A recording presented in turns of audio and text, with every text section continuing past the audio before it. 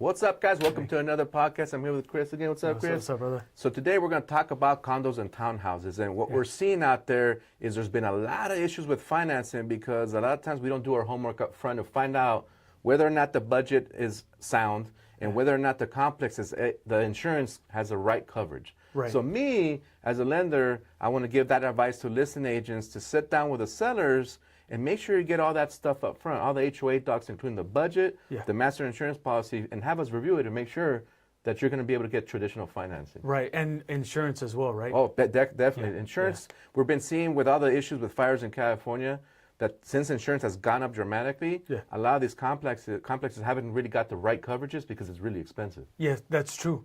Yeah, I've heard in some cases where the HOA is also behind and they don't have the necessary funds allocated in case there's like a let's just say an earthquake or the roof is falling. They don't have the funds to cover all those repairs, right? Yeah, so that's, so what we look at is reserves.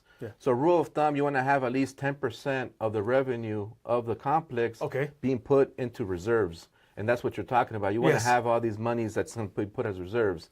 For coverages, the coverage that you need is based on whatever the cost to rebuild is of the complex. Right. So for example, if it costs $70 million to rebuild the complex and you only have $50 million worth of coverage, you're underinsured. Yes. So you have to make sure that we look at that stuff up front and make sure that there's not going to be any issues. Is that going to prevent someone from obtaining a loan and purchasing that condo then? If we're trying to do traditional financing like conventional, FHA and stuff like that, yeah. Okay. So have you heard of stuff that's called non-QM or... Yes. Okay, so when the place is non-warrantable, they call that non-QM. There is non-QM loans that we can do, but that's going to require a bigger down payment. In most cases, it's 20 to 25% minimum, and your interest rate's going to be a lot higher. Oh, crap. So we want to make sure that we take a look at that stuff up front. So if you're a seller, you're going to get all these documents every year from your HOA. So when you meet with your agent to give, you're going to give them your pitch to list it. That's what I would ask as an agent. Hey, can you bring me your HOA docs?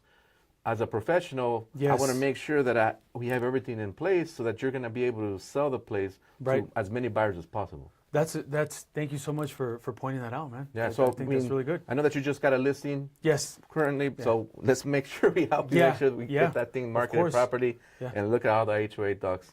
And one thing I will tell you is, if the place is FHA approved, even if it is FHA approved, you still need to review the master insurance policy because even though it was FHA approved, let's say 2 years ago, but let's say the insurance changed, it may not qualify anymore. So we want to make sure we review the insurance. What about, I've heard about like getting, let's just say it's not, the community's not FHA, but you can get an FHA spot approval. How does that work? So essentially what we do is we get all the necessary documentation from the HOA.